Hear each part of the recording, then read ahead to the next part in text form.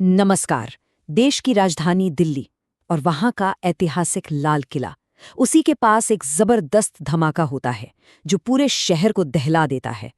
इस एक घटना ने समझिए पूरे देश को झकझोर कर रख दिया है और अपने पीछे छोड़ गई है कई कई गंभीर और अनसुलझे सवाल।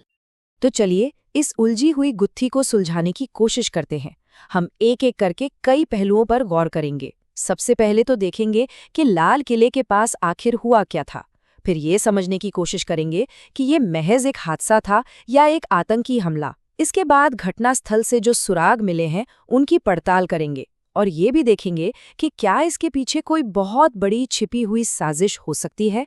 और हाँ, आखिर में हम इसके ऊंचे भू राजनीतिक दाव पेच को भी समझेंगे। तो चलिए सबसे पहले बात करते हैं उस शाम की। परत दर परत समझते हैं कि आखिर हुआ क्या था जब दिल्ली दहल उठी थी। जरा उस मंजर को महसूस करने की कोशिश कीजिए। कितना खौफनाक रहा होगा वो। एक चश्मदीद, मतलब जिसने अपनी आंखों से सब देखा, उसके शब्द थे, इंसानी जिस्म के टुकड़े दूर दूर तक बिखरे हुए थे। ये शब्द ही धमाके की असली भयावहता को बयां करने के लिए काफी हैं। शुरू में तो खबर आई कि सिर्फ एक मौत हुई है, लेकिन जैसे जैसे मलबा हटना शुरू हुआ, सच्चाई और भी ज्यादा भयानक होती चली गई। देखते ही देखते ये आंकड़ा 1 से बढ़कर 11 पर पहुंच गया। सोचिए, 11 जिंदगियां जो बस एक पल में खत्म हो गईं। अब देखिए, ये सिर्फ एक धमाका नहीं था, ये एक संदेश भी हो सकता है। क्यों? क्योंकि ये लाल किले से महज 300 मीटर की दूरी पर हुआ। लाल किला जो हमारे राष्ट्रीय गौरव और हमारी संप्रभुता का प्रतीक है। शाम के लगभग 6:45 बजे एक चलती हुई कार में धमाका, ये अपने आप में कई सवाल खड़े करता है। और इसी धमाके की गूंज के साथ एक सवाल भी गूंजने लगा। एक ऐसा सवाल जिसका जवाब शायद आज भी तलाशा जा रहा है। सवाल ये है कि क्या ये सिर्फ एक दुखद हादसा था, कोई तकनीकी खराबी, या फिर आतंक का एक सोचा समझा जानबूझकर किया गया काम? क्या ये महज एक सीएनजी सिलेंडर का फटना था, जैसा कि शुरू में कहा गया, या ये एक पूरी प्लानिंग के साथ किया गया आतंकी हमला था? देखिए, अधिकारी हों या मीडिया, दोनों ही इस पर कुछ भी कहने से बच रहे हैं, बहुत सावधानी बरत रहे हैं। और यही चीज इस मामले को और भी ज्यादा रहस्यमयी बना रही है।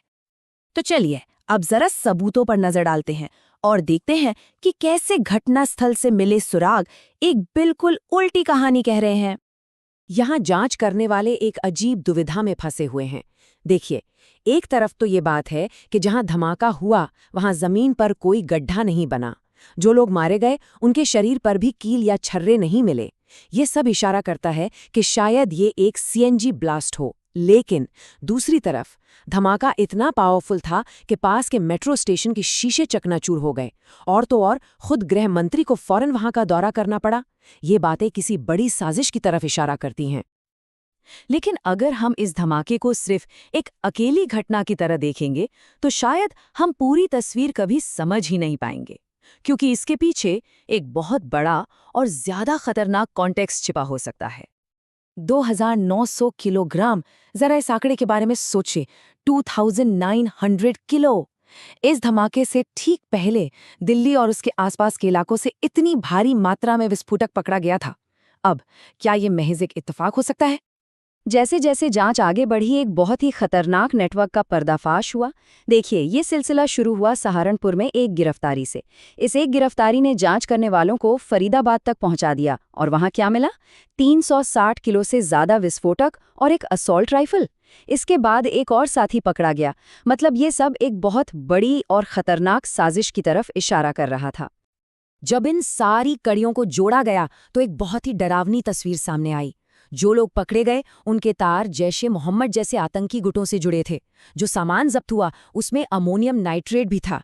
ये आईडी यानी कि देसी बम बनाने में सबसे जरूरी चीज होती है।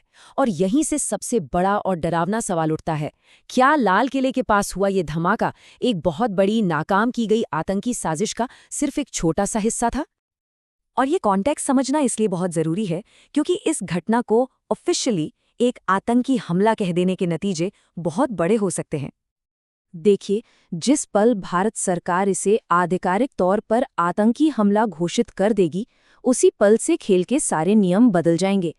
ये सिर्फ एक घरेलू घटना नहीं रहेगी, नहीं, ये एक इंटरनेशनल इशू बन जाएगी और इसका असर सीमाओं के पार तक महसूस किया जाएगा।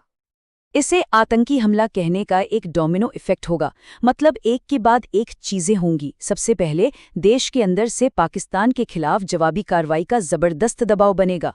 जो सैन्य अभियान रुके हुए हैं, जैसे कि ऑपरेशन सिंदूर, वो फिर से शुरू हो सकते हैं। अमेरिका समेत पूरी दुनिया की नजरें इस पर टिक जाएंगी और यही वजह है कि CNN से लेकर द गार्डियन तक हर कोई इसे अटैक नहीं बल्कि सिर्फ एक्सप्लोजन कह रहा है।